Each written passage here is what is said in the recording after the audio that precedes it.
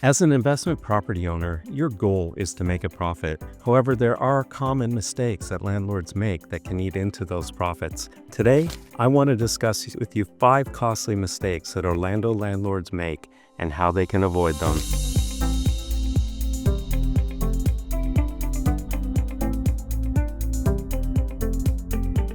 I'm David Weber, and I'm the broker-owner of State Property Management. Our goal is to help you manage your properties more efficiently and increase your returns. Okay, let's delve into this. That's mistake number 1, buying the wrong property. Obviously, you've worked hard and you're looking for a safe investment. There was an owner once, a well-to-do man I know. He said to me, he loves real estate. The reason he loves real estate is he says it's real estate. You can walk on it, you can tramp on it, you can walk from corner to corner, you can feel it, you can see it, it's tangible. And that's why he loves real estate. And obviously you've come to that conclusion too, and you're looking to purchase a property. And you know, a costly mistake can be buying the wrong property. You have to look at what your goals are. Are you looking at an equity build? Are you looking at for cash flow? I know many landlords come up to me or investors that are first-time investors and savvy investors. Dave, I want to buy a property. And my first question is, what is your goal? And I ask them, are you looking for an equity build or are you looking for a cash flow property? Those who have been in it before, they'll come up, I'd like both, you know?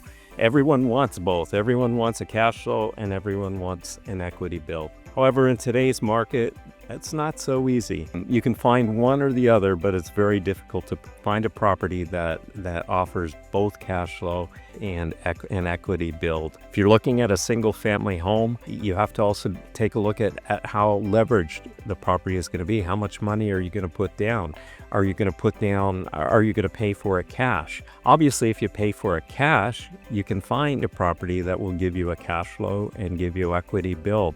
But if you're going to leverage it and put down, 30%, like most banks these days want a 30% down for an investment property purchase, that's a fairly leveraged property. You've got to finance 70%. And at today's interest rates, that's a sizable amount. So it's going to be difficult to find a cash flow property. So you've got to look more at an equity build.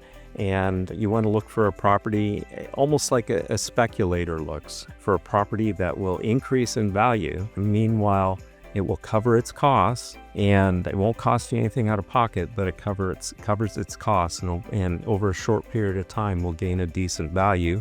In the meantime, your tenant paying the rent has decreased the loan payment, and you're building your equity for you. So that's one type of investment property. The other type of investment property is to find a rental that will cash flow as well, that you after you pay your bills, there's some money left over that you can take out and have a regular cash flow, passive income. Everybody loves passive income.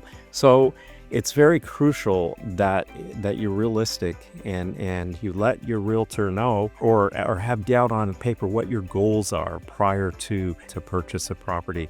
A lot of people will purchase a property that have high HOA fees, that have high association fees, that have high taxes, and then all of a sudden they realize it's costing them to keep this house. That's not what they were looking for.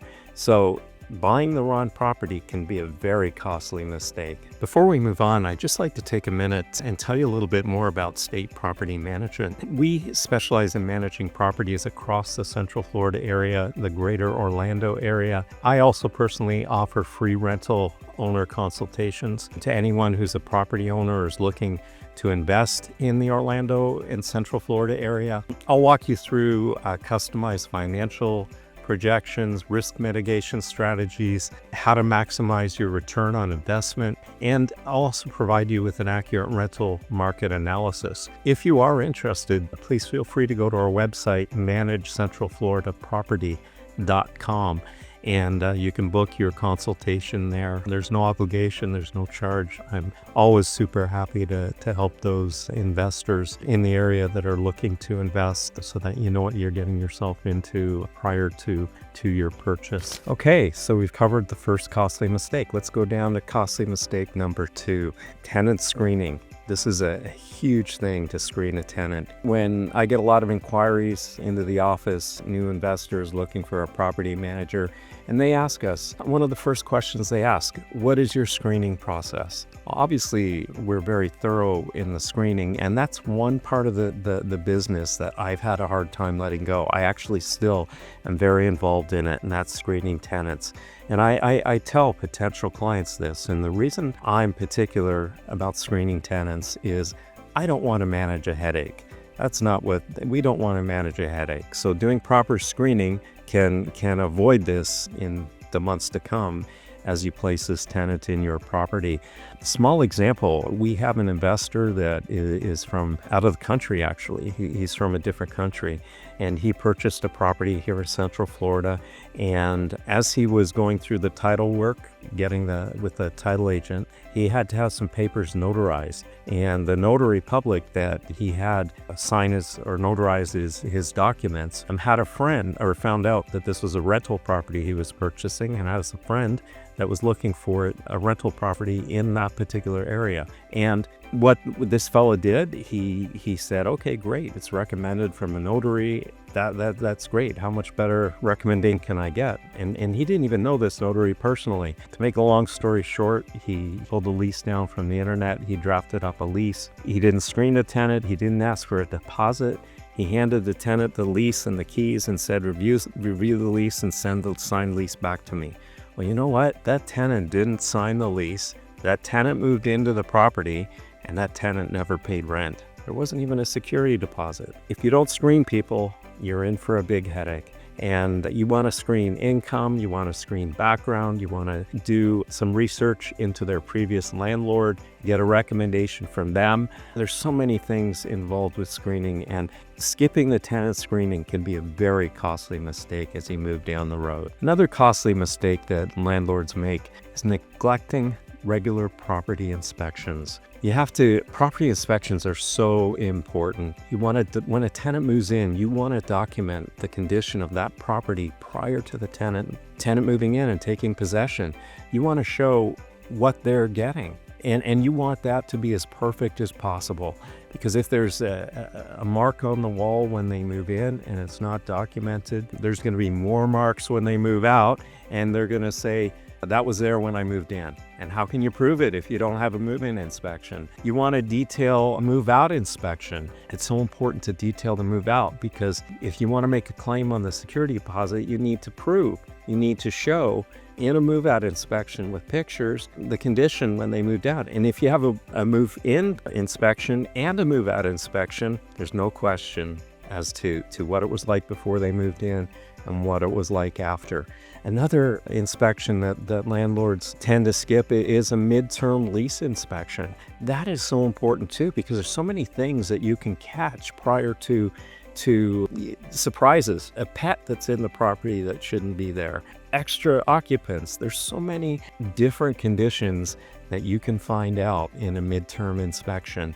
You don't want to intrude on the tenant's privacy, but at the same time, you want to make sure that they're looking after your property and treating it properly. Another costly mistake that landlords make, delaying repairs. You know, that small hole, that small pinhole, you put some duct tape around, that started leaking behind the duct tape, and all of a sudden you take the duct tape off, it's now a big hole. That small stain in the ceiling, I don't need to deal with it now. All of a sudden it becomes a big stain, a bigger stain, starts buckling the drywall, and then all of a sudden water starts pouring out. If that would have been fixed in the first place, it could have been a toilet seal from the upstairs toilet, a wax ring, something simple that all of a sudden blew up and became a costly issue. If something in your own personal property, if something happens, you repair it, or you see something that's not right, you repair it right away. Your investment property is the same thing. You got to take care of your asset. Taking care of your asset and doing maintenance repairs as soon as you see them, or as soon as they're reported, is very important. As you see, it can be a very costly mistake if it's left alone or left to just get bigger. We've experienced that through the many years that we've managed properties. And first thing is, when a tenant reports something, don't try and put it off. Look after it, and you'll see that your asset in the future. Those profits will increase. Your asset value will increase. And don't delay those maintenance repairs. That's a costly mistake. And now that leads us to costly mistake number 5, and that is mishandling tenant turnovers. Turnovers are so important. You want to minimize the vacancy of your unit. It's very difficult to show a property when a tenant is in that property. So when the tenant moves out, you want to get that property turned as quick as possible. And you also don't want to skimp on a turn. First of all, by delaying and taking time for that turn, the longer that property is vacant, the more money you're losing. If you're asking $1,500 a month rent, if you take 3-4 weeks, you've already lost $1,500 plus the cost of the turnover. It's very important that you get your properties turned over very quickly. A lot of landlords will want to get 3 bids for their work. And it takes time to get 3 different contractors in during that time. If one contractor was $500 more than the other, but it took you 3 weeks to get all 3 contracts, you might as well have gone with the first one that was $500 more, because you've already lost $1,000 plus just in the time that you've wasted. It's so important, these turnovers. And keep in mind, when you do a turnover, you want your property to be in clean, really nice condition. And that includes touching up paint, that includes cleaning carpets, that includes cleaning the unit. A property that presents well will lease much quicker and minimize that vacancy time. So don't mishandle those tenant turnovers. That's a costly mistake. So to summarize, by avoiding these 5 mistakes, you'll save money, avoid unnecessary headaches, and increase your property's profitability. If you found this video helpful, don't forget to hit the like button and subscribe to stay updated with more tips. If you faced any of these issues as a property owner, drop a comment below. I'd love to hear from your experiences. It's great when we share experiences. We can all learn from each other. Have a great day.